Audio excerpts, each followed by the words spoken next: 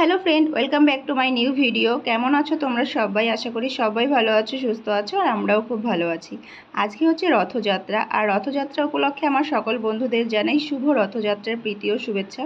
আজকের দিনটা তোমাদের সকলের ভালো কাটুক সেই কামনাই করি।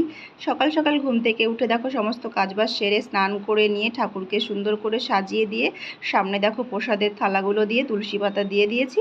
তো এবার আমি ভোগ নিবেদন করব, তার আগে তোমাদের সঙ্গে একটু ভিডিও করে শেয়ার করে নিচ্ছি। তো কেমন লাগছে তোমরা কমেন্ট করে অবশ্যই জানিও। সকালবেলা লুচি সুজি করেছি, আর বাকি সবটাই কেনা। মালপোয়া থেকে শুরু করে মিষ্টি টিষ্টি সন্দেশ সবই কিনে এনেছে, আর ফল টল বানিয়ে নিয়েছি, শুধু লুচি আর সুজিটা করেছি। আর এই যে কাঁঠাল দেখতে পাচ্ছ, ওটা হচ্ছে আমার শ্বশুরমশাই আমাদের গ্রামের বাড়ি গেছিলো, ওখান থেকে কাঁঠাল নিয়ে এসছে। তো প্রথম কাঁঠালটা আমি ঠাকুরকেই দিলাম আজকে। যাই হোক, দেখো জগন্নাথের মুখটা কতটা সুন্দর লাগছে, সবাই একবার বলে দিও কমেন্ট করে জয় জগন্নাথ। আর এই যে পাশে যে রথটা দেখতে পাচ্ছ, ওটা হচ্ছে আমার রথ।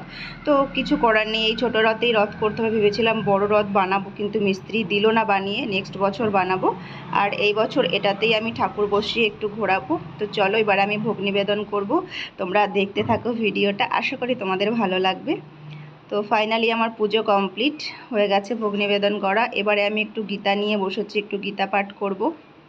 আজকের দিন একটু গীতা না পাঠ করলে হয় বলো? আর আমার খুব ভালো লাগে গীতা পড়তে।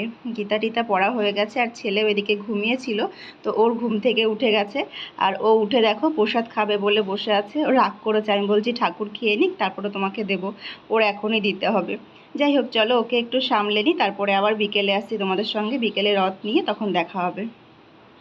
ফাইনালি চলে এসেছি। এখন দেখো রথের মধ্যে ঠাকুরকে তুলে দিয়েছি। এই যে হচ্ছে আমার জগন্নাথ, বলরাম আর সুভদ্রা, তিনজনাকে আমি তুলে দিয়েছি রথে। রথটা অনেকটাই ছোট হয়ে গেছে জানি, তোমরা বলবে, কিন্তু কিছু করার নেই। ভেবেছিলাম এবছর একটু বড় করে রথ বানিয়ে নেব বাড়িতে, কিন্তু টাইমের অভাবে মিস্ত্রি তো পারলই না, বললো যে এখন হবে না, এত শর্ট টাইমে, একটু আগে থেকে বললে হয়তো হতো। যাই হোক, চলো বাইরে নিয়ে যাই রথটাকে। এই যে তোমাদের দাদাভাই বাড়িতে ছিল ছুটিতে, ওই জন্য ও একটু হেল্প করছে, বাইরে রথটা বের করে দিচ্ছে। ছেলেকে দিয়ে একটু টানাবো, রাস্তায় তো বেরোবে না, এখানে কেউ বেরোয় না, আর ওই জন্য একটু আমাদের উঠোনটাই একটু ঘুরবে, হাঁটাহাঁটি করবে আর কি। দেখো কতটা সুন্দর লাগছে, কমেন্টে কিন্তু অবশ্যই জানিও। আর ছেলে সেই সকাল থেকেই শুরু করেছে কখন রথ টানবো, কখন রথ টানবো। যাই হোক, ফাইনালি রথ টানার সময় হয়ে এলো। এখন বিকেলবেলা 5:30 মতো বাজে।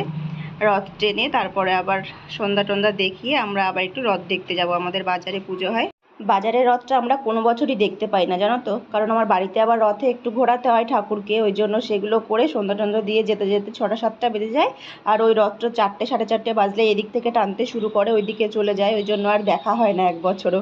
তো মেলাটাই ঘোরা হয়, মেলা ঘোরা হয়, তো মেলা ঘুরেই চলে আসব। যাই হোক, এই যে আমার ঠাকুর ঘোরানো হয়ে গেছে রথে। এখন তুলসীতলায় একটুখানি বসিয়ে রেখেছি রথটাকে। তো এখানে সন্ধ্যা টন্ধা দেখিয়ে নিয়ে তারপরে ঘরে তুলে রেখে তারপরে আমরা বেরোবো বাজারে রথ দেখতে।